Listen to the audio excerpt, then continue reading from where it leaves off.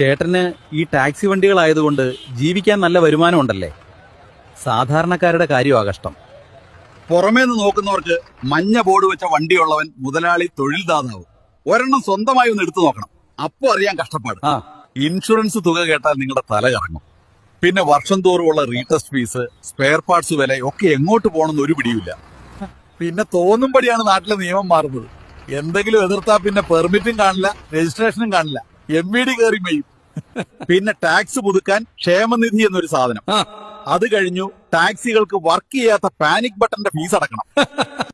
ചുരുക്കം പറഞ്ഞ ആരോടും പരാതി പറയാൻ പറ്റാതെ, പ്രതിഷേധിക്കാൻ പോലും പറ്റാതെ എല്ലാം ഒതുക്കി വെച്ച സർക്കാരിനെയും പോലീസിനെയും MVDയെയും പേടിച്ച് ജീവിക്കുന്നവരാ ഞങ്ങള്.